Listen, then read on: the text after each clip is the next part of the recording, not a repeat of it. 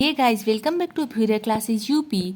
आज के इस वीडियो में हम शैक्षिक तकनीक पेपर का दूसरा असाइनमेंट डिस्कस करने वाले हैं। जैसा कि अपने पहले वीडियो में इसके पहले हमने इसका पहला असाइनमेंट डिस्कस किया था, जो था क्रमादेशित निर्देश की अवधारणा, प्रकार और विशेषताओं का वर्णन करें। यह हमारा पहला असाइनमेंट था शैक्षिक तकनीकी पेपर का।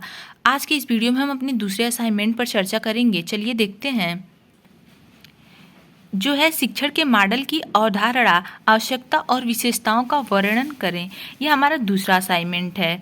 अगर आपको पहले असाइनमेंट की आवश्यकता होती है तो आप एक बार चैनल पर देख सकते हैं, आपको मिल जाएगी वीडियो। मैं लिंक भी दे दूंगी, आप वहां से भी जाकर देख लीजिएगा। और प्लेलिस्ट भी तैयार है, आप वहां से भी जाकर चेक कर सकते हैं एक बार। सबसे पहले हम लिखते हैं प्रस्तावना, यानी कि इंट्रोडक्शन। इसे हम भूमिका भी लिखते हैं। इसमें लिखेंगे शिक्षण शिक्षा की प्रमुख क्रिया है।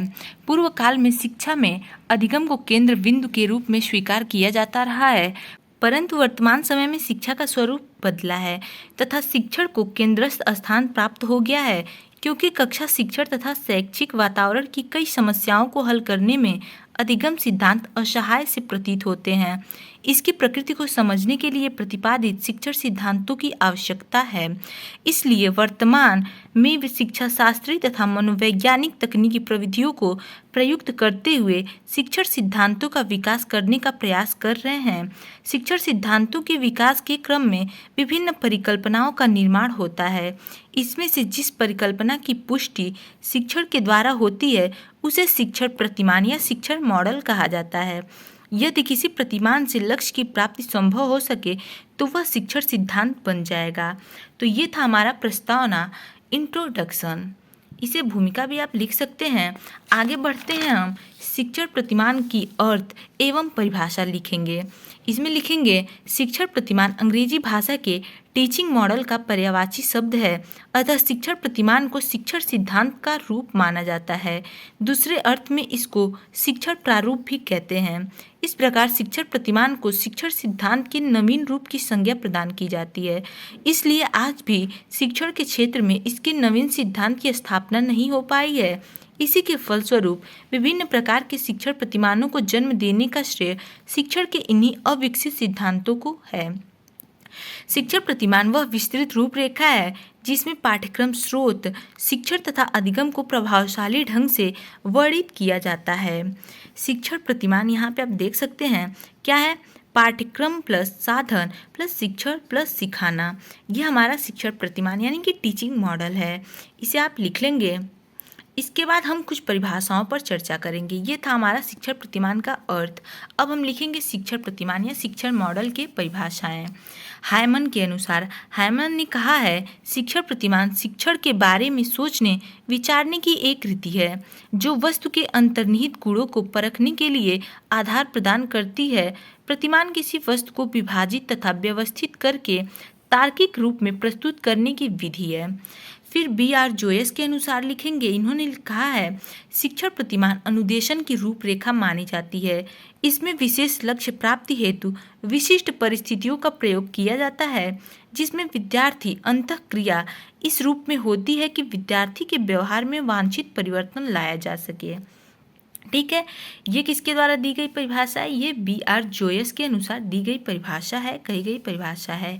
अब लिखते हैं पॉल डी ईगन के अनुसार, इन्होंने कहा है, शिक्षण प्रतिमानों से अभिप्राय विशिष्ट अनुदेशात्मक लक्ष्यों की प्राप्ति के लिए निर्मित उपचारात्मक शिक्षण व्यूह रचनाओं से है। ये थी हमारी शिक्षण प्रतिमान या शिक्षण मॉडल की अर्थ एवं परिभाषा। अब हम आगे बढ़ेंगे, शिक्षण प्रतिमान की क्या आवश्यकता है ये लिखेंगे। Need of teaching models.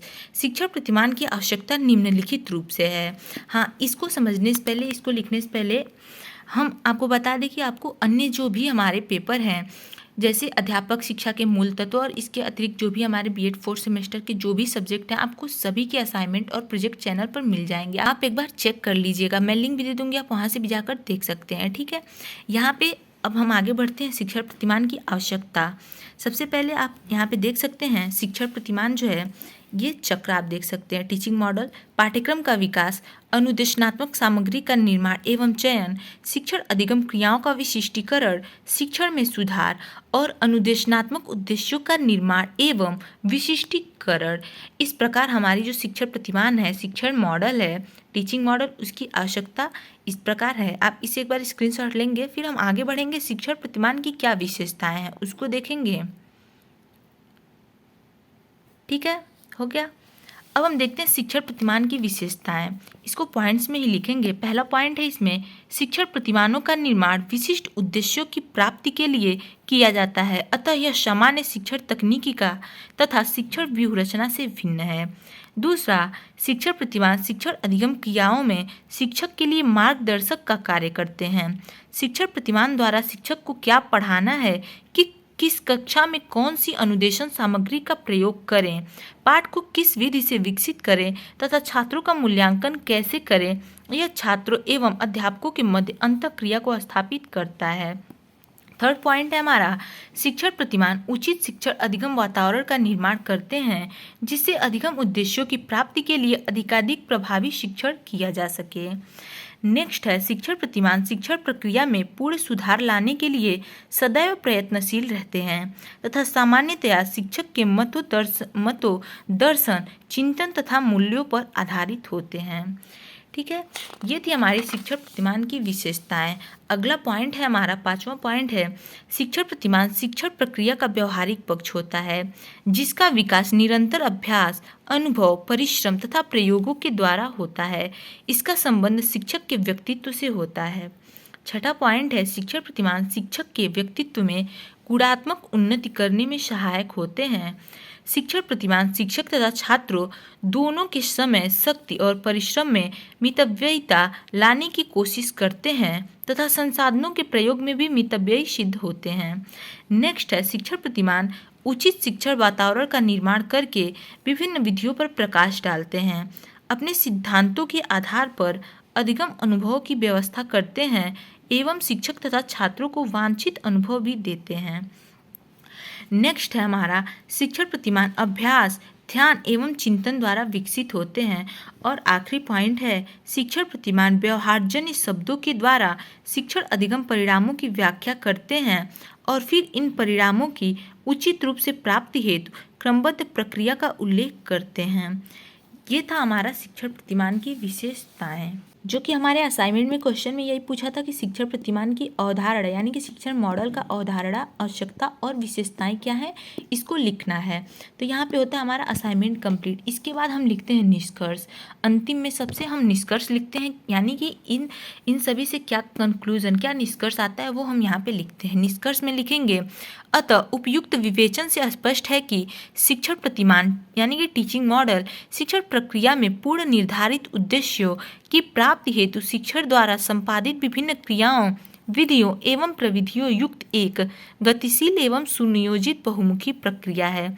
इस प्रक्रिया में इस प्रकार का प्रेरक पर्यावरण विकसित किया जाता है, जिससे वांछित क्रिया कर व्यवहार परिवर्तन की ओर अग्रसर होता है।